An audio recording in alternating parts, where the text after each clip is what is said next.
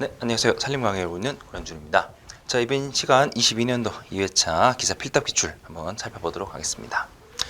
자, 첫 번째 보시면은 이제 교각 30도, 반지름 80m 이렇게 두 가지 주어졌고요. 그리고 접선과 곡선 길이 구하는 문제가 나왔습니다.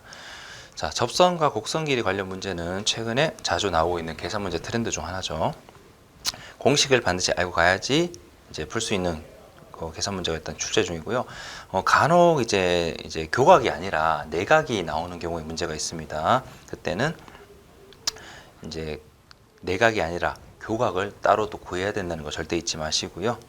뭐 예를 들면은 뭐 내각이 만약에 출제됐다. 내각이 60도로 보통 나오는 편인데, 자, 내각이 60도로 나왔다 하면은 180도에서 60도로 뺀 나머지 값, 즉 120도가 교각이 되겠죠. 그래서 그것만 좀 조심하시고 공식만 알고 있다면은 푸는데 전혀 문제가 되지 않는 기출 내용 중 하나입니다. 아이고. 자, 그 첫 번째 보시면은 접선 길이 같은 경우에는 반지름 곱하기 탄젠트 교각의 절반 한 값이고, 곡선 길이는 2 곱하기 파이 곱하기 곡선 반지름의 각도와 그것을 360도로 나눈 값을 보통은 우리가 곡선 길이로 보고 있습니다.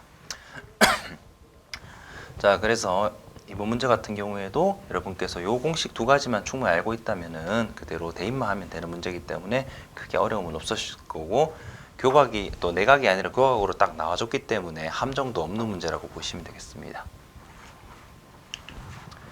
자, 그 다음 최근에 이제 트렌드가 이제 정의 문제가 항상 거의 나오는 편이에요. 그래서 단어를 주고 거기에 대한 설명을 적는 정의 문제가 거의 이제는 꼭 한 문제 내지 두 문제까지 출제가 되는 편입니다. 실제로 최근 기출을 보면 벌기령, 벌채령, 윤벌기, 회기령 관련된 용어 기출 문제가 꾸준하게 좀 출제가 되고 있죠. 이번 문제 같은 경우 윤벌기와 벌기령에 대한 문제가 나왔는데, 뭐 다 잘 아시겠지만 윤벌기 같은 경우는 뭐예요?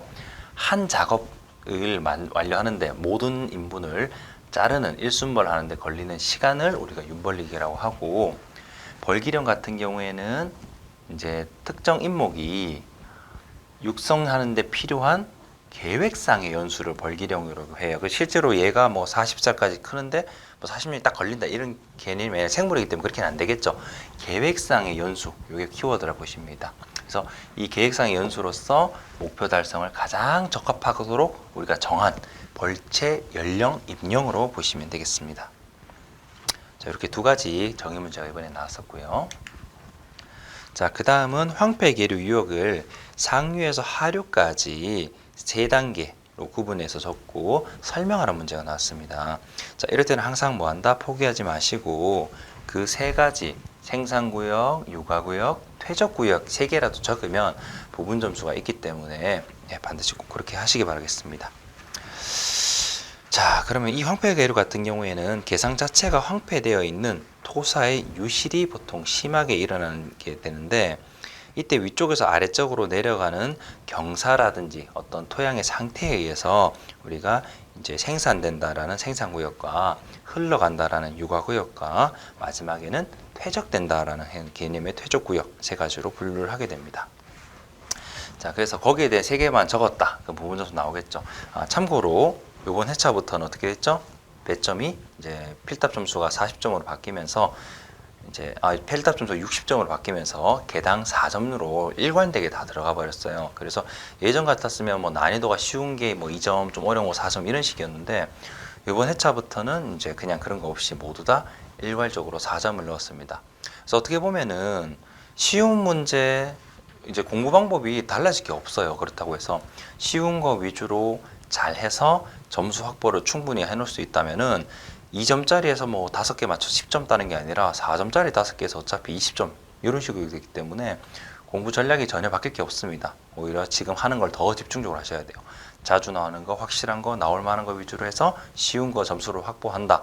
그럼 이제 예전처럼 뭐 2점짜리, 3점짜리만 따는 게 아니라 이제 잘 가지고 4점이기 때문에 오히려 더 나은 걸 수도 있어요, 이게. 자, 어쨌거나 자, 생산구역 말 그대로 뭔가 만들어지겠죠.